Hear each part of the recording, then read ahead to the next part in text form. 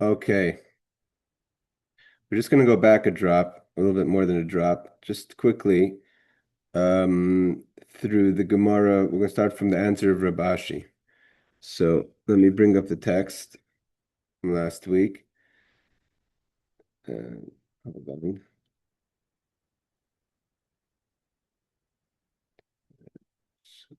Second.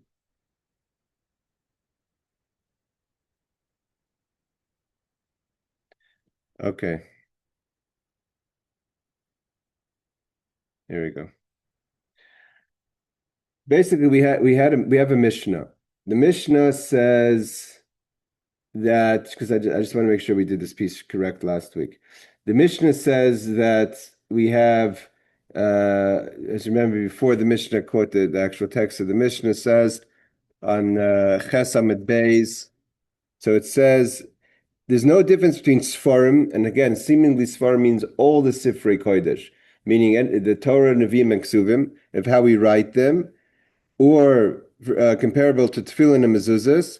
Just that Sfarim could be written in all languages, and Tefillin and Mezuzahs must be written in Ashuris, which is what we know today as Lashon HaKodesh, the alphabet as we know them today, not Ivris either. Reb Shimon ben Gamliel says that the Sfarim also are not allowed to be written in any language, just the language of Greek, of Greek, ancient Greek. But there's no, you can't write it in English or any other language, Mandarin or anything like that. So that's the mission that we have. We had a brisa.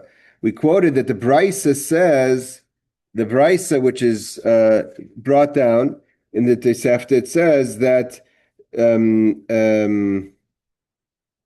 Mikra, something from the Torah that was written, that should be in Hebrew, in Lashon HaKodesh, that was written in Targum in Aramaic. Parts that it means that words that are written in the Hebrew alphabet, but the word itself is Aramaic, like Yigash Shadusa that we have in Vayetze, or Targum, something that was supposed to be written in Aramaic, and was written instead of Aramaic, was written the Hebrew word for that, which would be Gal Eid, which is the Hebrew word for Yigash Shadusa. Ksav Ivri, the alphabet being in Ivri, which is ancient Hebrew, versus what we know today as Lashon HaKodesh. So he says, it's not considered biblical text to the extent that it would make the hands impure, which we learned before. That's for Sifrei Kodesh, for holy books, unless it's written as shuris and it has to be written properly with ink and parchment, etc.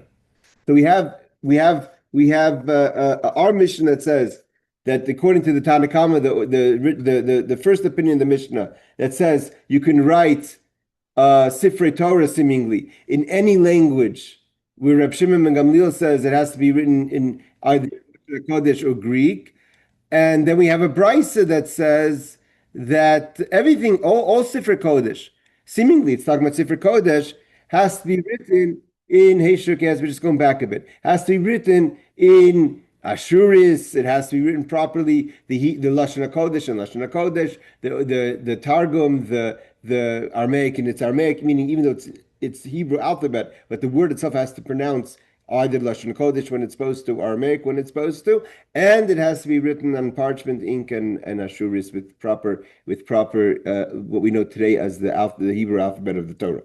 So we gave one answer. The final answer we gave before was that our brisa is talking about the Megillah. And the Megillah is different than regular Sifrei Torah because the pasuk says Kiksavim l'chshaynam. It has to be written similarly, like we have Vahoyu by Tefillin and Mezuzahs, Vahoyu advar me'elu. It has to be written exactly as it was written in the Torah, which is a limud that we have for Tefillin and Mezuzahs. We have Kiksavim l'chshaynam by the Megillah, and therefore it has to be written ink, Lashon HaKodesh, etc. So that was the first answer that we had after we discussed through different options and said, what is the Aramaic? Because it has to have possibility for Aramaic. So we said that Piskam is Aramaic and Yakar is Aramaic, and those words have to be written in Aramaic, even though it has to be written like it says over here.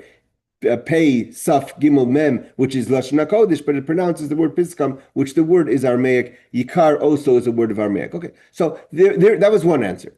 The other answer is Rab Ashi, Omer Rab Ashi. Again, we're going back because we were actually not too far into this, and also I think we did it a bit incorrect. So he says like this. Omer Rav Ashi, Omer Rashi says like this. Kitanya hi b'shar sfarim. That the Brisa is talking about other books, meaning not Sifrei Torah, other books of Tanakh. Rashi says Nevi'im Uksuvim. V'Rabbi Yehuda, and this is the opinion of Rabbi Yehuda. What does it mean? This is the opinion of Rabbi Yehuda. So we say, like, and our Mishnah is our Mishnah, and it's not a contradiction. I mean, like this: the Tanya we learned, tefillin umezuzas ein nichtav el ashuris. Everyone agrees that when you write a tefillin and you write the mezuzas, they must be written in the ashuris. Again, ashuris is the lashon hakodesh, the alphabet that we know as today. V'Rabbeinu itiru yivanas. So the Brisa says, and the rabbis permitted that it should be written in Greek. So he says, V'achsiv, how could you say that the rabbis permitted to be written in Greek? No one could agree to that because we have Vahayu. When it says Vahayu, it has to be exactly as it says in the Torah, i.e. Lashon HaKodesh. So therefore, you have to say that there's missing words. It's not read properly. So how do we have to read the Brisa, this other Brisa? It's not our Brisa, it's second Brisa. It's Sfarim Nichtavim B'Cholashin.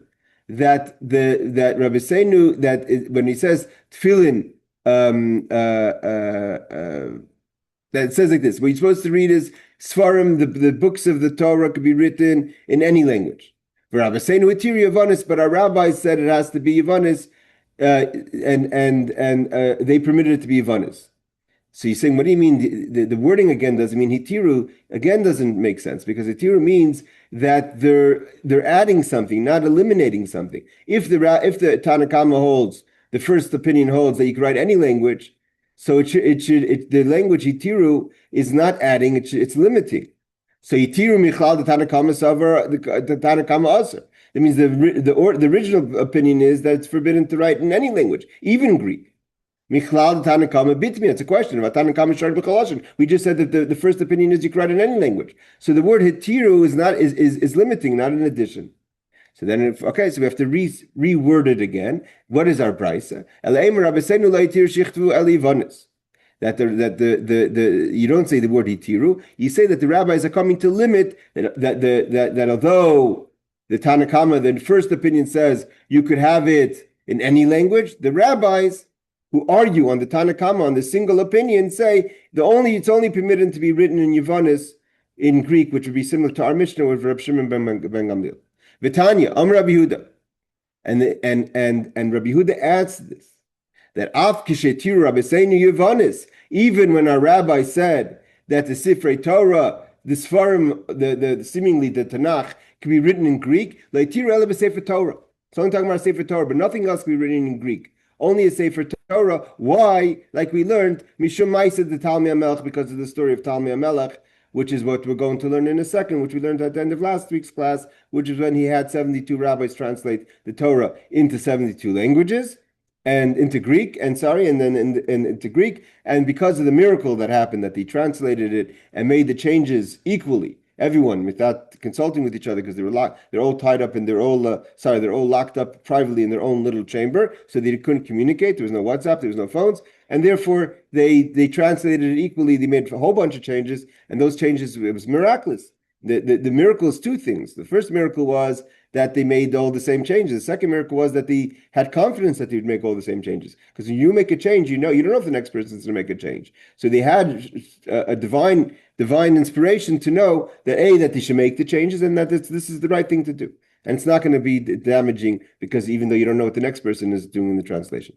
Okay, this is what we learned last week. So what we're saying over here is, so what's Rabbi Yehuda say? So therefore, Rabbi Yehuda is basically that's how you would say the brisa, meaning to say that Rabbi Yehuda says that all other Sifrei Torah have to be written in Lashon HaKodesh. All the other of the books of Nevi'im Eksuvim have to be written in Lashon HaKodesh. Why? Because the only one thing that's permitted is the Sefer Torah to be written in Greek, because of the story of Talmai HaMelech. And therefore, our brisa that says before that everything has to be written in its proper way, which would be Ashuris, die, and all that stuff, that would be the opinion of Rabbi Yehuda, who says that the Greek is only because in the beginning last week we learned that he wanted to say it's Reb Shimon ben Gamliel. We say you can't say it's Reb Shimon ben Gamliel because Reb Shimon ben Gamliel approves for it to be in Greek. So Rabbi Yehuda is saying that we're not talking about every book. The only talking about the Torah, but the other books, Torah and the Nevi'im and Ksuvim have to be written in Ashuris, have to be written in Hebrew, can't be written in Greek, and have to be written with ink and with parchment, and it has to be with the Aramaic properly and the Hebrew properly, etc. And that would make sense also in the Ksuvim because you have Nehemiah, which is in Aramaic, so that everything kind of fits in. If it's the opinion of Rabbi Yehuda, which comes to explain basically Rabbi Shimon ben Gamliel. Okay, so we're not going to do the Tosfos on this.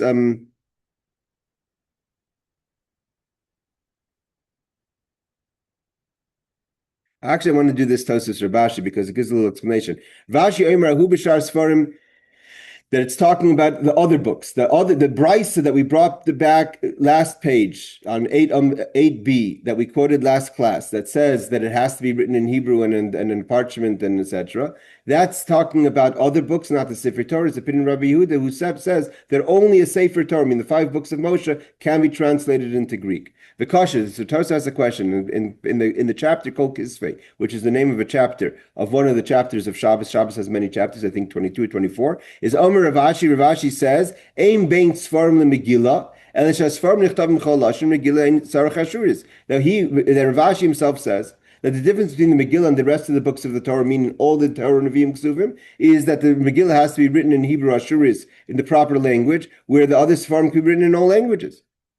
So how can you say Rabbi Yehuda is that Ravashi is the one who says that Rabbi Yehuda says that it has that the other Sfarim have to be written in Ashuris? V'sefer Diyavim kein menalei Ravashi loymar the Rabbi Yehuda machmer matchach chuli hai v'alei eshka chasim shum tani de pligi. We don't find anyone that argues in that statement. So we have earlier a statement later in Shabbos or earlier in Shabbos that says that the difference between a Sefer Torah and the Megillah is that all the other Sifarim, besides Megillah, means all the other books, Torah, Nevi'im, Ksuvim, can be written in all language, and no one seems to be arguing that. So how can you say Rabbi Yehuda over here argues in that? Shlomo, he says that this is talking about something else. We're not talking about what you could write. We're talking about the laws of Shabbos. In the laws of Shabbos, the question is, when it comes to fire, what's considered something that's holy, that it could be saved? Over there we're talking about a fire. And you have to save the books because of a fire, where there's leniency when it comes to fire on Shabbos, even though on Shabbos you're not allowed to carry things outside in the public or in a carmelist. So if one goes over there, you're going to learn how do we protect sacred Sfarim on Shabbos when it's not exactly a Shus Haram. If it's a carmelist, there's different laws. That over there, when it comes about saving books, sacred books in a fire on Shabbos, so languages doesn't make a difference. Because still there's holy names in them. It's like a chumash. There's holy names in the books, even if it's not written in Hebrew. So therefore, it's worthy to be saved. But a Megillah doesn't have God's name in it. Everyone knows that the book of the Megillah of Esther does not have any name of God in it. So therefore, if it's not written properly, it's not a sacred book. It's not a sacred text. In ksuva kihilchasa, then it has to be written according to the law. Meaning over there in Shabbos, we're not talking about writing a Sefer Torah according to the law. We're writing out if you wrote a Sefer Torah, not according to the law to make it have the kedusha, the holiness of a Sefer Torah, but it's still the text of the Torah. It's just written in English, right? If you have a book in English, it's still a chumash, and it has God's name in it. So it comes to Shabbos, you're allowed to be lenient according to the law. You have to check the law. What are the leniencies? But whatever those leniencies are applicable even to what we'd call today a chumash. But when it comes to the Megillah, because there's no name of God in it, so if you don't write it according to the way it's considered Kodesh, then it's just a text. It's not a holy text. But here we're not talking about saving it from a fire. Here we're talking about considered the sacred book as a Sefer Torah. That's a different conversation. Therefore, it's not a contradiction. Okay. So this is the answer of Abashi. So we have two answers of why the Bryce is not a contradiction to our Mishnah, because our Mishnah that says you could write it in any language according to the first opinion is referring to all other Sfarim but the Megillah. The second, the Bryce is referring to the Megillah. And the second answer is that the Bryce is according to the opinion of Rabbi Yehuda, which holds books have to be written in Lashon HaKodesh, which is basically what the halachic is today. The only part that can be written in Greek, in only Greek, is the Sefer Torah because of the miracle that happened in the story of Talmai HaMelech that we're going to do again right now.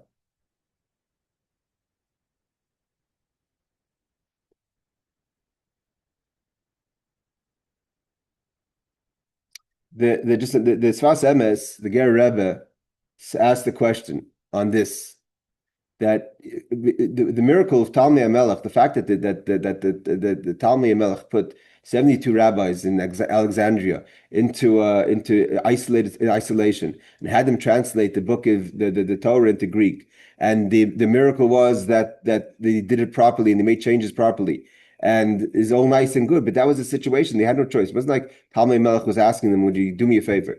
He didn't give them a choice. It was Pekuach Nefesh. I mean, obviously, what would happen if the rabbi said to Talmai HaMelech, "Sorry, Talmai HaMelech, we're not doing it." In those days, that's enough to be put to death, right? The king says to do something, you have to do it. So the question is, why does that translate to later in life after the story that it should be permissible to write it in Greek? It was a one-time thing that should have been that was permitted because they were forced to. So the Sfas Emes answers that really, according to the Torah, you could write in all language. The rabbis were strict. So because the story of Talmai HaMelech, they didn't add the restriction on the Torah. It means if it would have been biblically forbidden to translate it to the Nikreis, they did it by force, they did it by force. It'd be a one-time thing. But if the rabbis added on the restrictions, saying we don't want you to do it in other languages, we want to keep it in Lashon Kodesh, so because of the miracle, they didn't add it on in this case. So it's a rabbinic addition not to be able to translate it. So says the Sfas Emes. A few other points I wanted to bring out. Hold on a second.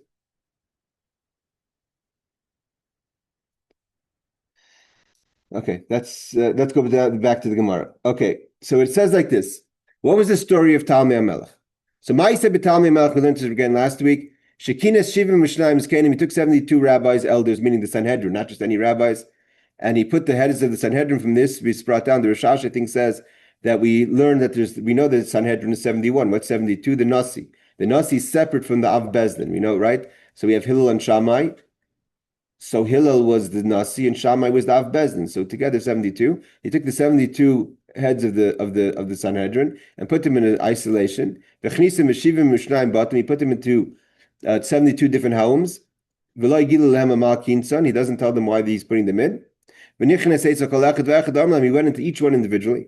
Write down the Torah of Moshe, meaning the Chumash, the 5 books of Moshe, in Greek. God gave wisdom to each one of them within their heart. Meaning, again, the miracle is twofold.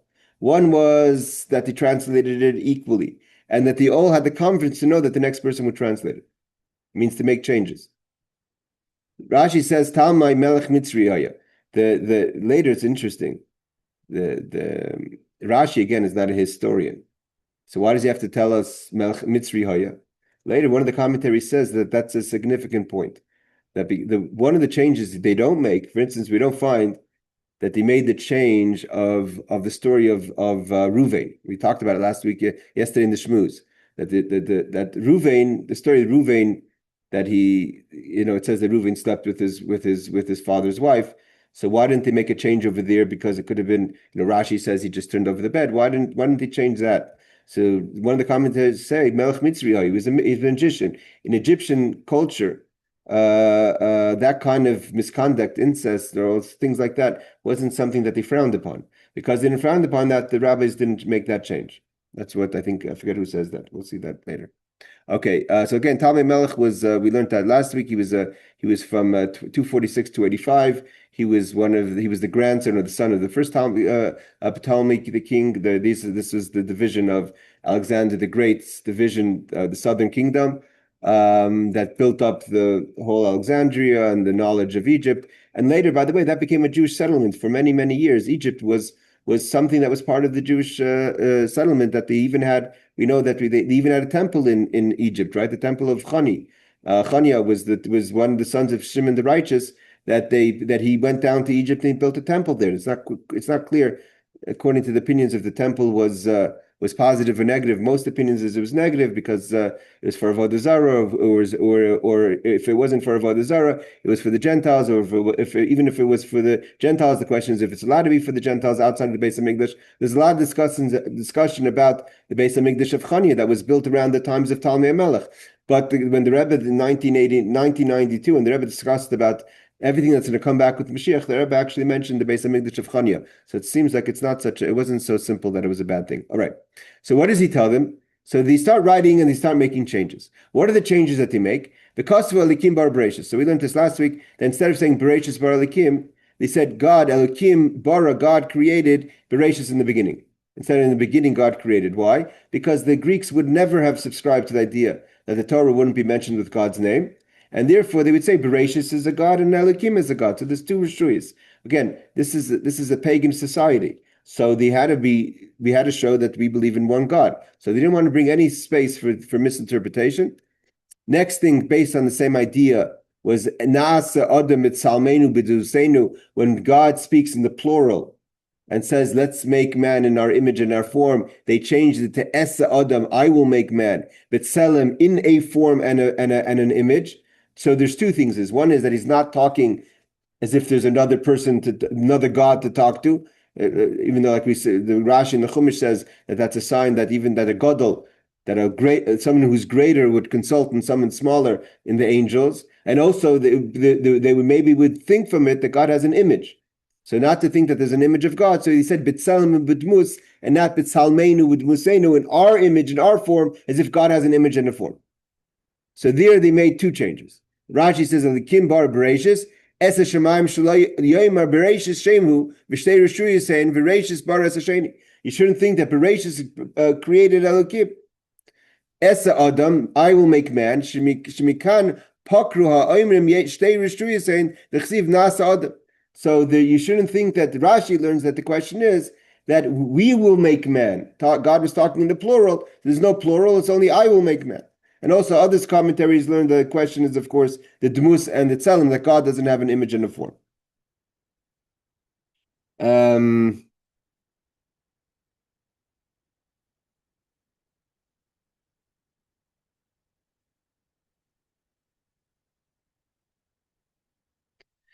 That's the Rashash. Okay, Tosfos says like this: Elikim bar Bereshis, Pirush Kundashim Kosev Bereshis bar Ayu Oimrim Bereshis Shemu v'Shtei Rishuyos saying that Rashi says Tosfos, again the grandchild. Most of the Tosfos were descendants of Rashi. So the yeshiva of the Tosfos, they say that they quote their grandfather Rashi, who says that the reason why we don't say Bereshis bar Elikim, because Bereshis they would say is a deity. So they say V'Kosher Rashi. So Tosfos asked a question on his grandfather. Shari Bereshis ein shem klal ela b'tchila. Who would ever think the word Bereshis means a God? Bereshis just means in the beginning. No one would think that the word in the beginning is a God. Not only that, they didn't write Hebrew; they wrote it in Greek, so there's even less of a chance of misunderstanding, right? Venerally, therefore, they say they had a rule: the Creator should always be mentioned first. Vimke, the God should be created first. Ilu kosvu bereshis koydem hayu omer shtei rishuyos v'ateva harishona have boira echad ve'elokim have v'ateva harishona have boira echad ve'elokim have hasheni mishum achi avchalei. That they would think that the first word, and whatever that word is, doesn't make a difference if the word means something basic, like in the beginning. If you start with God. I just want to say something. We learned in the Gemara in Sanhedrin about tomorrow night is Shavuos B'Tammuz, where we remember the beginning of the destruction of the temple. So we learned in the Gemara in Sanhedrin that Nebuchadnezzar was a horrible person.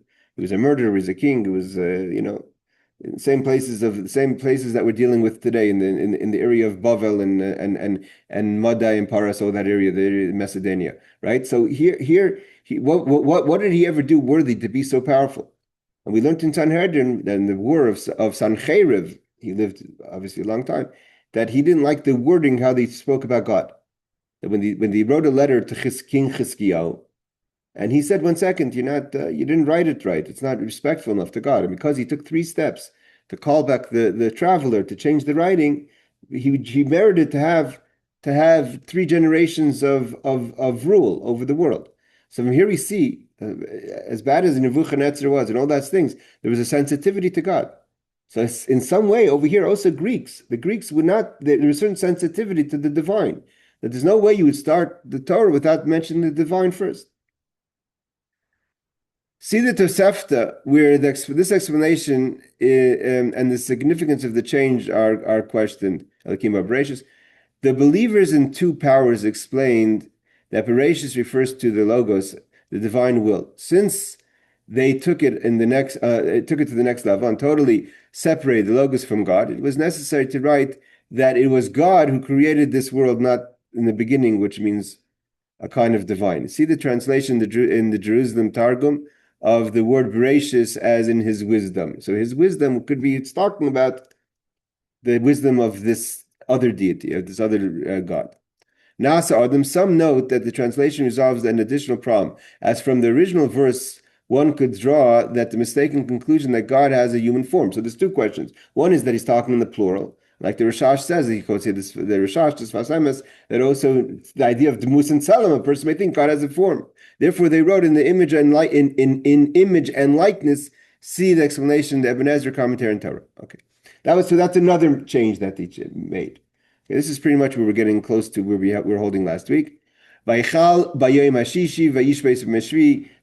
the words from that we have in our Torah that says God finished on the seventh day. So here he says he finished on the sixth day. And he rested on the seventh day. Why? So because they would say you just said that the rest is on the seventh day. And now you're saying that he finished on the seventh day means he was doing something on the seventh day. So they changed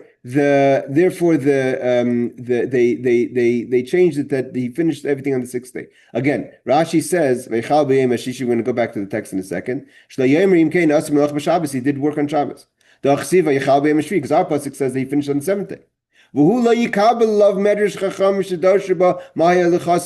Like we said last week, that they wouldn't accept the concept of menucha. Menucha is a creation, because menucha is a gift to the Jewish people. And because it's a menucha, meaning calmness, to rest, the rest itself is a gift to the Jewish people, that only the Jewish people got that gift from God. That's what we say in the tefillah of the benching on Shabbos. That we say that the gift of menucha was only given to the Jewish people. So because it wasn't given to the Gentiles, they wouldn't subscribe to it. They would say, they don't know what we're talking about. There is no such concept as menucha. Bas Shabbos, bas menucha, v'zeh gomru. With that Shabbos, the whole Shabbos, what does he mean? He finished on the seventh day. He gave the concept of menucha. Because that was only given to the Jewish people, they wouldn't subscribe to them. Another thing they changed, he said, Zachor and cave of baroi. Not bar. So in the text, it says baram. He created them. So they didn't want them to think that man and woman were created separately. So it said that man and woman, he was created.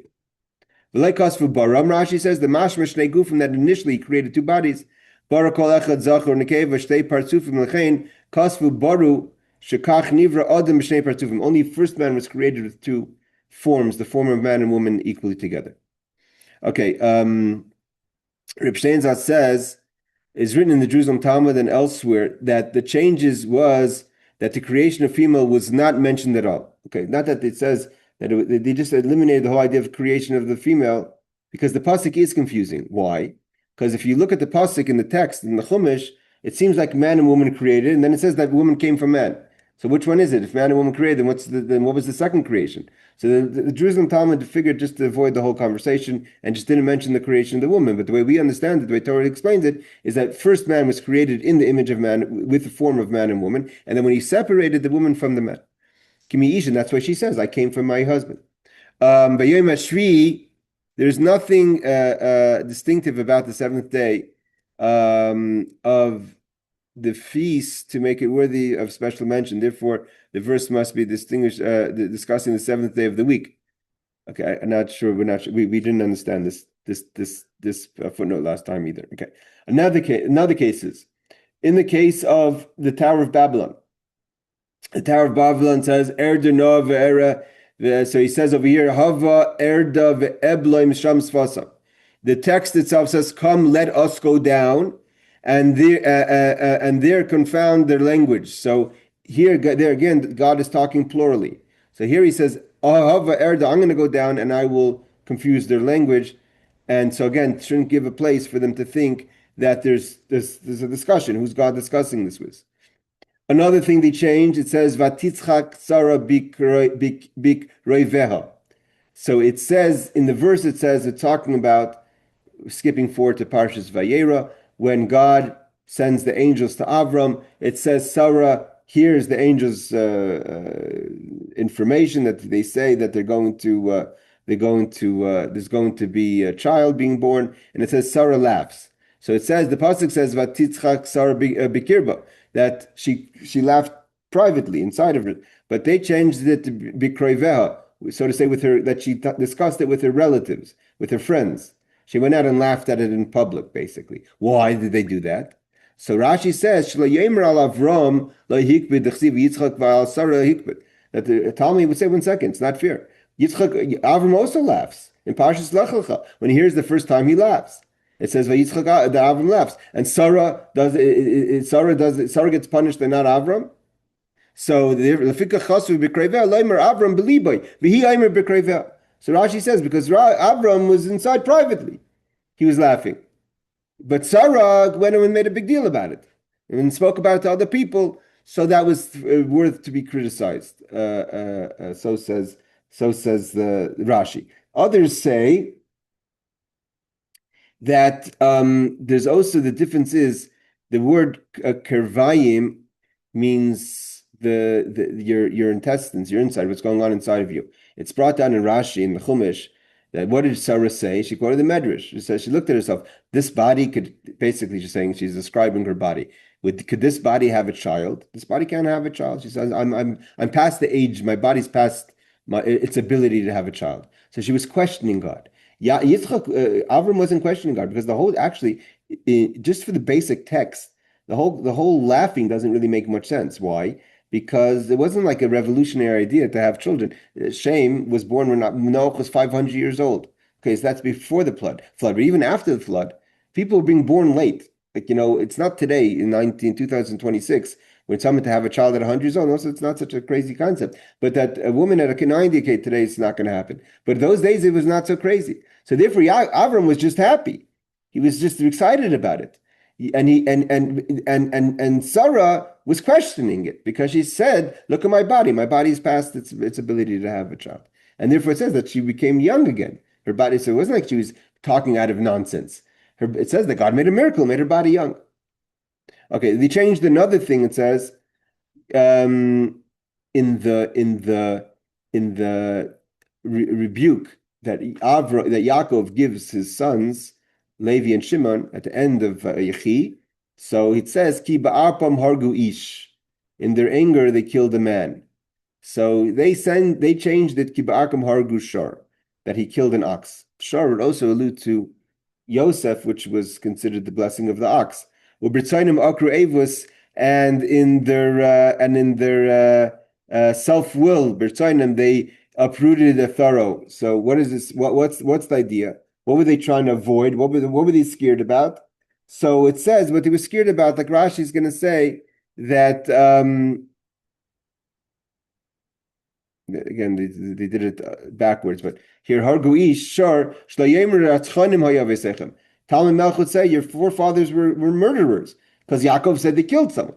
Shar aviyim meid aleim shem Hargu ish. Kachas v'shar shloyayich shuvim be'einav el kebehemis v'loyhik b'dal behemis. That what? This is an interesting answer. Also, who did they kill? They killed the city of Shechem. Again, we see it's amazing. Here we're talking about Talmai HaMelech, which is what, let's say 2,200 years ago, right? He was about, what did he say, 22 BC, right? So 2,200 years ago that this story happened. And the narrative was so important. We see today people are using a lot of information that's happening today in the world. The narrative it's all about the narrative, how you word it. So what does Rashi say? Rashi doesn't say that they just killed animals in Shechem, because they didn't just kill animals in Shechem, they killed the whole city. What Rashi says is that Yaakov wasn't considering it that they killed people. That Shechem, all the people in Shechem were like animals. And therefore they were killed, so therefore there was no value there. Meaning to say, what's Rashi saying? Talmai HaMelech was okay with that. The fact that Talmai HaMelech says that Yaakov didn't view it as murdering a city of people was because the things happen. There's a punishment. Therefore, it's like killing animals. But had Yaakov rebuked and said that the Hargu ish, we see that Yaakov considered it murder, and Talmai HaMelech pay attention to how Yaakov viewed it. You're saying you yourself said that they murdered, right? When people get quoted the whole time, the Israeli press itself said X, Y, and Z. So it's sometimes how you even translate. You have to be careful how you translate the narrative of a story, because Talmai HaMelech says, you tell me how you see the story. If you see it as they killed animals, we'll say it's animals. You say it's the killed people, then why do you murder?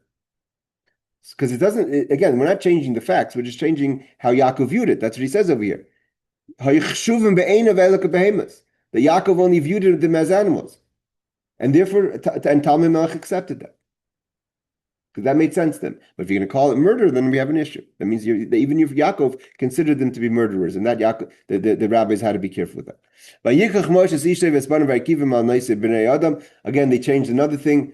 Those who remember, we learned the Gemara in Bilam in Sanhedrin. So last week was Parshas Bilam, right? So it says Moshe took his wife on the chamor, on the donkey. So Talmai HaMelech would have found that strange. That why is Moshe riding a donkey? Why doesn't Moshe have a horse? Why is Moshe coming in on a motorcycle? Why isn't he coming in a limousine? If Moshe is the Redeemer, there's a lot of questions that Talmai HaMelech would have had if Moshe was taking a donkey. Why? Another thing is the donkey's slow. If you're coming to, it says an interesting thing. Talmai HaMelech was saying, second, you're here to redeem the Jewish people. Get on your fastest vehicle. Why are you going on a donkey? The donkey takes longer to get there. God said to redeem people, jump on a horse. So the answer is because the chamor represents to break the chomer. The chamor represents the chamor of Mashiach. This is the same chamor of Avram Avinu. But that's too much information for Talmai HaMelech. Talmai HaMelech is looking at the facts. Again, it's all about the narrative. So therefore they changed the words. That Moshe put them on a noise b'nei adam, on a means of transportation, which whatever the means are, which can mean in those days a camel or a horse. Noise b'nei adam, the mashmer gomel, crossing in a camel. Shlo yomer, so the Talmai HaMelech shouldn't say Moshe rabchem lo yelei susay gomel. So Rashi learns that he would ask, what's wrong with your leader? That he has to come in on a banged up car, on a donkey? Where's his horse, if he's such an important person? Where's his gomel? Where's his donkey? Where's his camel? So again, there's different Mepharshim who ask the question over here that what bothers them. But one of the things is he should have went faster. Should always problem. But again, in order to control the narrative, they changed the opinion. Tosfos says, he's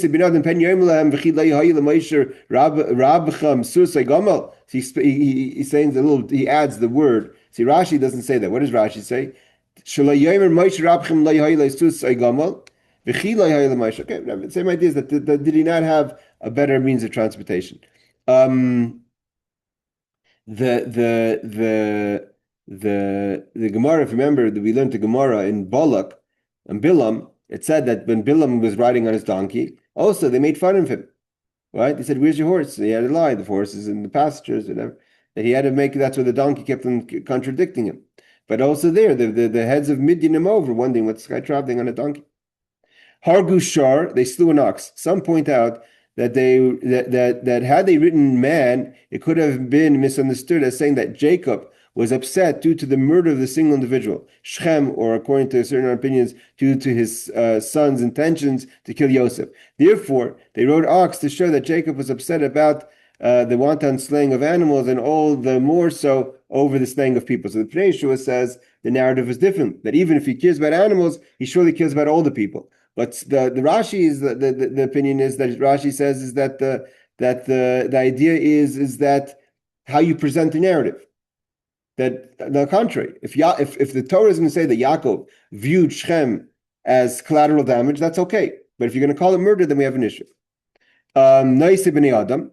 Some explain that they did not ride donkey so that people would not wonder why Moshe did not find a quicker animal. Like I said, in order to accelerate the redemption of the Jewish people. Others explain that it is disrespectful for Moshe to mention a donkey as that.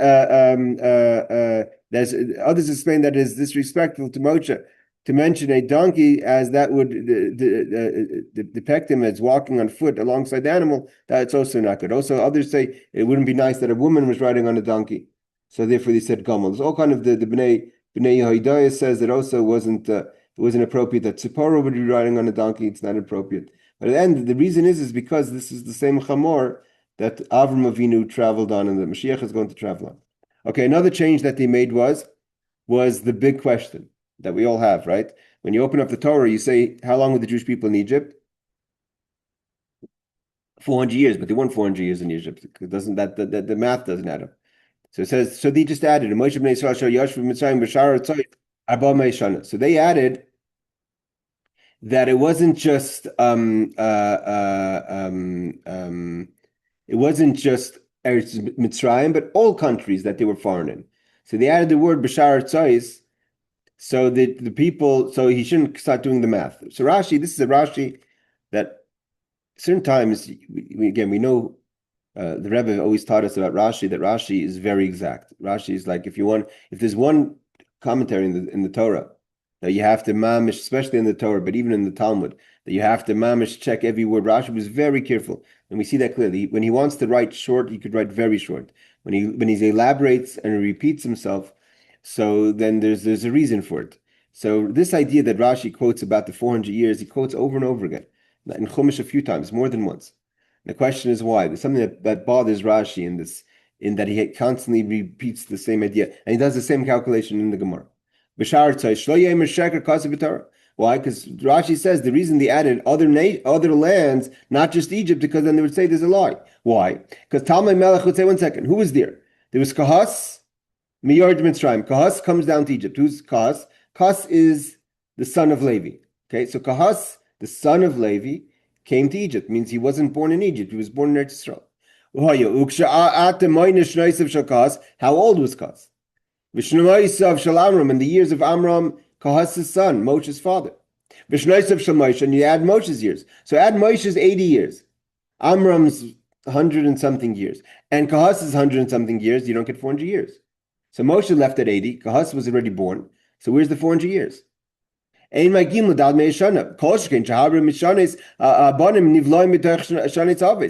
problem, also the thing is, Kahas didn't conceive Amram the last day of his life. And Amram didn't conceive Moshe in the last day of his life. So their years also went together. Part of the years of Kahas, Amram was alive. And of course, part of the years of Amram, Moshe was alive. So then, and you still don't have 400 years, even if you did conceive him the last day. So then the math of 400 years, he would say, you guys are lying. You weren't there 400 years. It's always interesting. And this is, again, you see this till today. When people quote verses against the story itself, right? I was listening to some anti-Semite recently who was saying the book of Esther is a book of genocide. It means you're taking part of the story as you understand it to use it for your narrative of anti-Semitism, but your source is the book itself, right? So the same thing over here. You're saying that your fathers are lying. Why? Because how do you know how old Kahas was? Talmai HaMelech doesn't have info on Kahas. He opens the Torah. The Torah says how old Kahas was. The Torah says how old Amram was. The Torah says how old Moshe was. And the Torah also says the Jewish people were 400 years in Egypt. So you're saying that your Torah is lying. It's not lying. I mean, you have to figure it out. But you can't say it's lying because your whole source of your question is the Torah. But again, when someone's looking to ask questions, it's not about the facts. So, but again, we see that the Torah is concerned with this. And therefore the rabbis were concerned with this. Therefore, they made the chase and they added Sha'ar Tzos, other lands. In that case, they weren't lying. They were basically saying that because it was from other lands. It started from when Yitzchak was born. So, when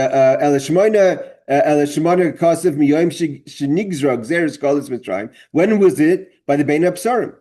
When Avram was 70 years old, is when God told him about the exile. It was 30 years when Avram was 70, and Yitzchak was born when he was 100. So altogether, it's 430 years. That's if you count the 30 years of Bris Ben Absarim. If you count the 40 years, the 400 years from Yitzchak's born, then you could count with Yitzchak and Yaakov and the Yitzchak's 160 years of his living and 180 years of his living, and Yaakov 160 years or so of his living, whatever. All those years you add together, 48 years. So you add them together, you have 400 years. So you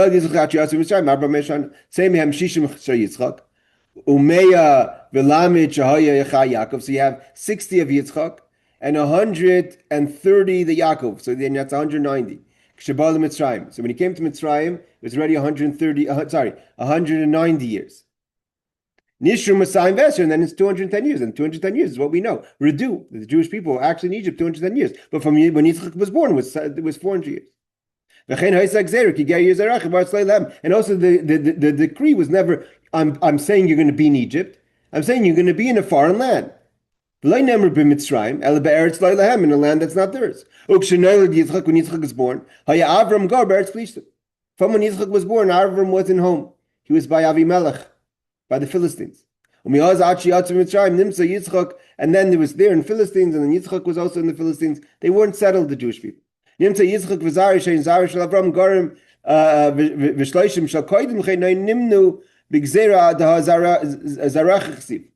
also, why didn't we count the 30 years from the Gzeira itself to say 430 years? Why did they say 400 years? Because the decree was the descendants of Yitzchak. And Yitzchak wasn't born until 30 years later.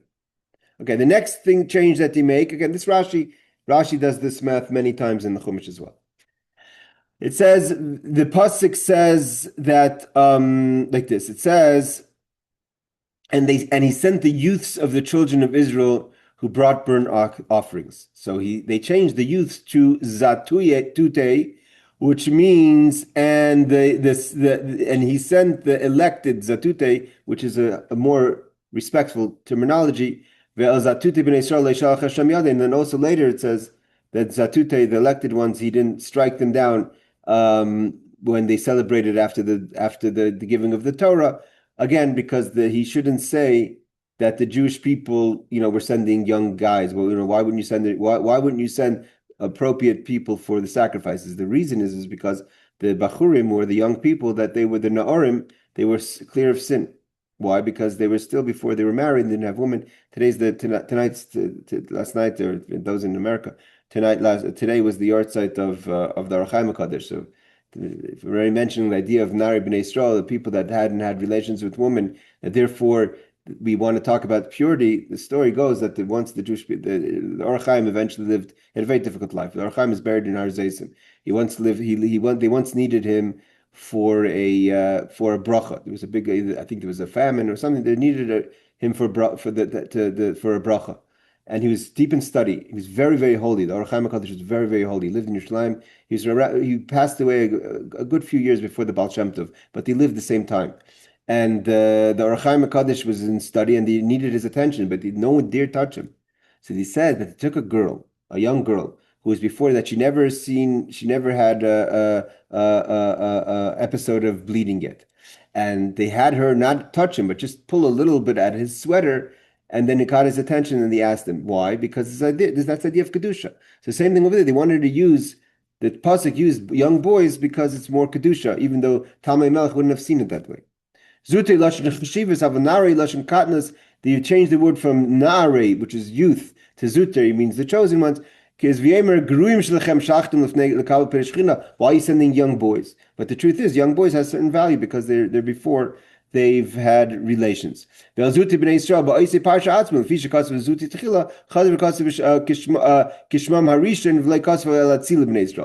though they changed two psukim. The end of the second pasuk also Atzili. Atzili is more like we have in this week's parsha by Yotzel, that it's like the anointed ones, or they come over. But they already changed it, so they're talking about, use the same word zute. Okay, let's skip this Tosfos. Let's see the footnote from Rabbi Steinsaltz. Some write the 400 years we're talking about. Some write that they wrote specifically 400 years and not 430. So that it would correspond to the number mentioned in the revelation of Avram, that he said 400 years. But if you're counting from when the actual decree happened, it was 430 years. The elect ones, Rav Tzemach Gaon explains that Zatute means relatively young men, not youths, and not elders, but in between. Okay, this is, let's just skip to the next piece, because I want to finish the Mishnah and try to get to the next Mishnah here.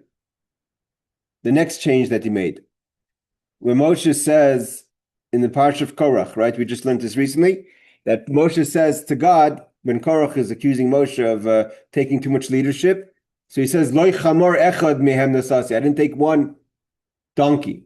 So the Talmai HaMelech would say, a donkey you didn't take, but you took other things, right? Again, it's funny because you usually a person's, there's an expression that says kol atayita. That Moshe asked God also himself before the story with Talmai HaMelech, that there's certain expressions in the Torah that give space for people to misinterpret it. So God says, I'm saying what I'm saying. Whoever wants to make a mistake, that's their problem. That's kind of an elevated approach. I'm going to say it the way I want to say it. If you misread it because you want to manipulate the text to go with your agenda, that's your problem. But when it came to Talmai HaMelech, we see that there was a concern. And they did make changes because he had an agenda, and they didn't want him to use that agenda. The agenda would be to kind of break down the holiness and the message of Torah. So therefore, he would say, yeah, he didn't take a donkey, but he took something else, right? So that's always like kind of like ipcha mistabri, yeah, sure. He didn't take a donkey, but he took something else. Again, where are you taking this from? The Torah, but so that they changed that. Rashi says, also, there's other commentaries say, again, the word chamor meant, because Rashi says that when he came to Mitzrayim, when someone gets a job, so it's called a business expense. So Moshe Rabbeinu was saying, I never used the business card. Right? When God said to Moshe, go to Egypt and save the Jewish people, Moshe had a job. He was working for Yisro. God says, I'm asking you to leave your job and go take the Jewish people. Moshe could have said, okay, give me a credit card. It's going to cost me money. I have to move my family. It's business expense. You want me to move locations, right? If you move someone for a new job, I had to move from Midian back to Egypt. I have to move my family. I need transportation. So Moshe could have said to the Jewish people, listen, I'm here to redeem you. Here's the receipts. And Moshe didn't do that. So the idea then would have been chamor, and then would have mentioned the chamor that, again, didn't want to mention the donkey. So, Asher cholak Hashem oisam lahoyer lachalam. These are verses later in Devarim that could be understood to be certain levels of permitting or statements about idol worship. So it says over here that to the verse that is discussed in the worship of the sun and the moon, which is written, which the Lord your God has allowed it to the nations. So you would think, allowed it to the nations, that they could serve idols. So they changed it to mean, not that they could serve the sun and the moon, which they did those days, they served, but to give light to the world. They would say that, see, God says that the nations could serve idols. And the Medrash says, why did he say that? Because that sometimes God looks to let people make the mistakes, and then later, if you want to make a mistake, right? What do we say about Bilam? That from this we learn that you want to go somewhere. If you really want to go somewhere, you're going to go somewhere. You want to go on a path that's self-destructive. God told Bilam not to go there. Bilam says, I want to go there. So God says, if you want to go there, go there. Means God's going to tell you to try to hold you back. If you're set on your mind to be in a mode of self-destruction, God's going to let you go there. So same thing over here. God made verses that could have been misunderstood. And they're going to say, oh, why didn't he be careful? If you want to go there, you want to make those mistakes, I'm not going to prevent you from making those mistakes. The Mashal writes that the sages explained the verse, I have not taken one donkey from them as follows. Even when Moshe needed to travel from Midian to Egypt, like I said, to take the Jews out of Egypt, he did not take from the children of Israel even the donkey on which he transported his family, since the 72 elders feared that Talmai HaMelech's reaction, they changed the term from donkey to item of value. But again, Moshe could have charged. He didn't charge. Again, the expression, no good deed goes unpunished. Moshe was showing that he was that he really meant it for the Jewish people, but Korach didn't take it that way. Korach could care less. Korach says you're just hogging all the jobs. Vayelech, chas from the word hogging, but you're taking all the jobs. Another verse it says, and he has gone and served other gods and worshipped them, either the sun and the moon or any other host in the heaven, which I have not commanded. Could be understood as indicating that God did not command their existence. That it means they added the word la'avdam. Why? Because it could be that God didn't want the sun and the moon, but they came anyways. If they wouldn't add the word to serve, that they should be. They would say, they were created against God's will. So when it says that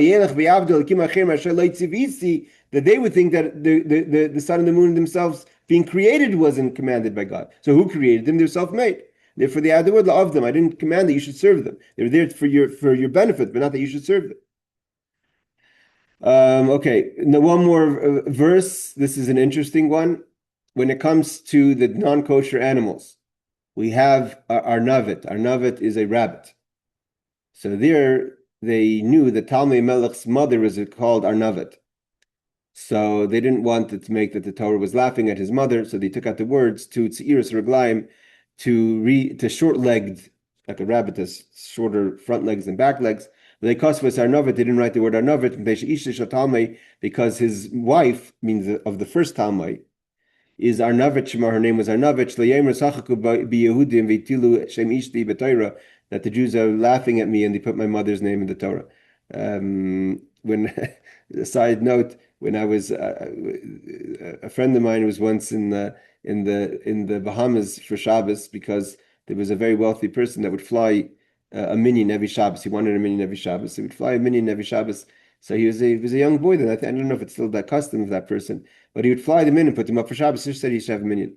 So in that Shabbos was Shabbos Shmini, and in that, for I'm sure not by chance, but then the former Prime Minister of Israel, Shimon Peres, was in Israel, obviously to see this person who was a very influential person. So he joined the minyan, and the custom by Sfardim, unlike Ashkenazim, is when you call someone up to the Torah, even though Shimon Peres himself was not Shabbos observant, but he came to the minyan, so he got an aliyah. These are a lot of Babich boys. They gave Shimon Peres an aliyah. So he started to read. He told them, no, our custom is we read, but he got the aliyah, which had the non-kosher animals.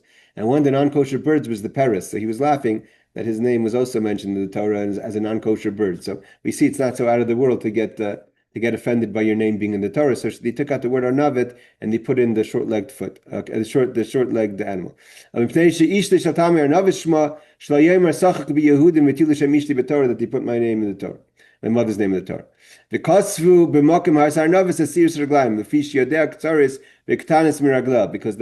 feet of the rabbit are shorter than the back feet. Obviously, you would imagine that he also would wonder why the Torah all of a sudden is describing an animal as opposed to giving it its name. Okay, that's Reb Shimon Gamliel. Reb Shimon Gamliel says, "Af besfarim." Okay, lo yitir el shekis v'yivanis. This is the Mishnah. And Reb Shimon Gamliel says that you can only write Greek, and Rabbi Yehuda says that Reb Shimon Gamliel means only the Torah because of the story we just read of Talmai HaMelech. Amar Rabbi Bo, Amar Rabbi Yochanan. Halachic Reb Shimon Gamliel. That's the law. That the only language you could write the Sefer Torah is in Greek. Amar Rabbi Yochanan, and the Rabbi Yochanan says, "My time, Reb Shimon Gamliel." Where's the basis for it? I mean, we just said that the story is the story of Talmai HaMelech, but where's the basis in the Torah that we could write Greek? So Amar Kra, because there's a pasuk when it talks about Noach's 3 sons coming out of the ark. So it says about one is this Yefes. Yefes is the forefather of the Greeks. And it says, Yafte likim liyefes v'yishkin ba'oile shem. That God shall enlarge Yefes, and he shall dwell in the tents of Shem. And Shem, the tents of Shem is Torah. And from this passage, what does it mean to dwell in the tents of Shem? That the language of Yefes will also be able to be written in the Torah.